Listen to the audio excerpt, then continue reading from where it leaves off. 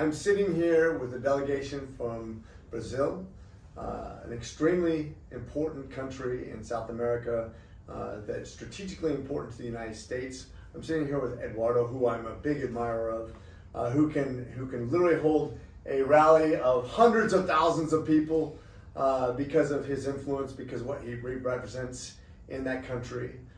Somebody who believes in the people and the power of economy rather than the power of government. Somebody who understands capitalism and opportunity for all, and somebody who wants fair elections.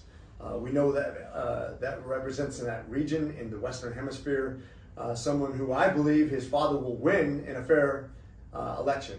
This is a battle between capitalism and communism, opportunity versus power, and we want to support that in every way, shape, and possible avenue from the United States government, from myself, from my staff, because we believe that's what's good for people.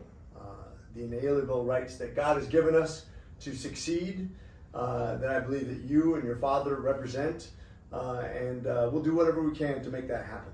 Mm-hmm. And we are very happy. Thank you very much, Mr. Congressman Richard McCormick, who is receiving us here in Washington, D.C., and always supporting the Brazilian cases, mainly when you talk about free speech. He is together here in a fort with other congressmen working for that, helping us. We were debating and discussing about the news that is coming from the USAID, NED, Atlantic Council, and all of the other cases through where the American taxpayer money was financing the censorship in Brazil. This is just crazy. This is something that you cannot let happen as free speech fighters, and we really do appreciate, Mr. Congressman, all your support and also your staff here. We are really happy with that, and I'm sure that is only the beginning. We are going to be way more time here in the Congress getting reelected through the people's vote in clean and fair election to keep moving forward these flags about the freedom. And I think what's really important to understand here is we're not trying to interfere with elections. Sure. We're not trying to bias elections. We're trying to free the people to self-determine, which I think is the best possible case.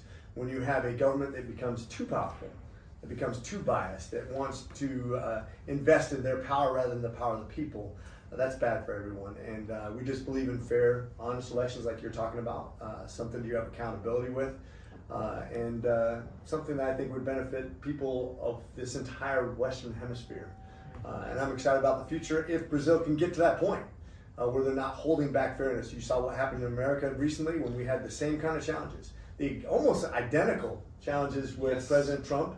And you can see when the people who actually got their way, how it could benefit them, and how the president's very popular right now because he's doing what he said he would do. And that's what we want for the people of Brazil. We want the people to be able to participate and have faith that their vote matters and that there's accountability and it's traceable. So that's what we're going to support. I'm going to the end of this short video. Thank you very much again, Congressman. I would like to highlight that Jair Bolsonaro cannot run. Actually, we're going to overturn that because he met ambassadors and did a live streaming in front of everybody, inviting the press, inviting even the president of the electoral court to talk about the electoral process in Brazil, who Bolsonaro was criticizing for over the last 15 years. So the same thing that happened here with Trump happened with Bolsonaro in Brazil. They just create a narrative saying that this is not criticism, this is an anti-democratic act. Just like you had Trump, even with the mugshot in Georgia, he was accused by that. So the lawfare is strong in Brazil because in Brazil they copied the playbook that they used against Trump here in the United States. And as Trump won, we are going to win too. If we have free and fair elections with Yes. free press, I'm sure the will of the Brazilian people will prevail and we'll get rid of the regime that we have right now. Like my dance just tweeted, like if USAID does not exist, Bolsonaro will still be the president of Brazil. Thank you, Congressman. Freedom and justice. Thank you.